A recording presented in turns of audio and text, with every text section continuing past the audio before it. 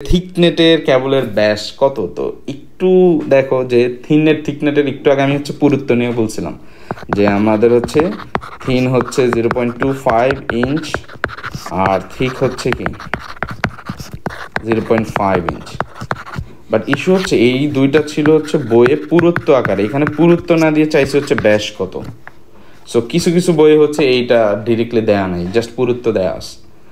So তুমি যদি ইন্টারনেটে একটু সার্চ করো দেখবে যে থিকনেট কেবলের ব্যাস 0.4 ইঞ্চ। সো এখানে দেখো কোথাও 0.4 ইঞ্চ নাই, বাট সবচেয়ে কাছাকাছি 0.3 ইঞ্চ। সো আমরা আসলে এটাকে অ্যান্সার ধরবো, বাট এটাকে টেকনিক্যালি ভাবে রংও ধরা যেতে পারে। বাট এই ক্ষেত্রে একটু মাথায় রাখবা যে আমরা থিকনেট বা থিননেট কোনটার আন্ডারে পড়ছি, কো এক্সিয়াল কেবলের আন্ডারে পড়ছি, ঠিক আছে। সো কো এক্সিয়াল কেবলের ক্ষেত্রে দেখবা যে থিন অথবা থিক দুইটার ক্ষেত্রে স্পিড কিন্তু 10 Mbps।